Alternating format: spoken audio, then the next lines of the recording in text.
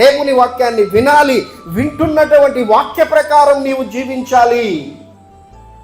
అందుకే యేసు ప్రభువుల వారు ఆ కొండ మీద ప్రసంగంలో మత్తయి సువార్త 7వ అధ్యాయంలో ఆయన కన్క్లూడ్ చేస్తూ ఏమన్నారంటే, 2 ఇండ్లను గురించి ఆయన మాట్లాడుతూ, నా మాటలు విని వాటి చొప్పున చేయని వాడు బుద్ధిహీనుడై ఇసుక మీద తన ఇల్లును కట్టుకుంటాడు. విన్నాడు వాక్యం, విన్నది వాక్యం, వింటున్నారు వాక్యం, అయితే విని వదిలిపెడుతున్నారు. పాపాన్ని బట్టి పశ్చాత్తాపము చెందడం లేదు, జీవితాలను సరి చేసుకోవడం లేదు, సరిదిద్దుకోవడం లేదు. దేవుడు హెచ్చరిస్తూ ఉంటే దాన్ని నిర్లక్ష్యం చేస్తూ ఉన్నారు, ఇసుక మీద కట్టుకుంటూ ఉన్నారు. అయితే ఒకరోజు గాలి విసిరి ఆ ఇంటి మీద కొడుతుంది, తుఫాను వస్తుంది, వరదలు వస్తాయి. అప్పుడు ఆ యొక్క ఇంటి పునాదులు కదిలించబడతాయి.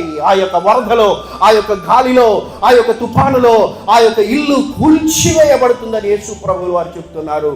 బుద్ధిమంతుడవై నీవు దేవుని వాక్యాన్ని విని గైకొంటూ బండ మీద నీ ఇంటిని కట్టుకుంటూ ఉన్నావా, లేకపోతే బుద్ధిహీనురాలవై నీవు దేవుని వాక్యాన్ని వింటూ ఏదో విన్నానని చెప్పి ఆచరించకుండా ఇసుక మీద ఇల్లు కట్టుకుంటున్నావా?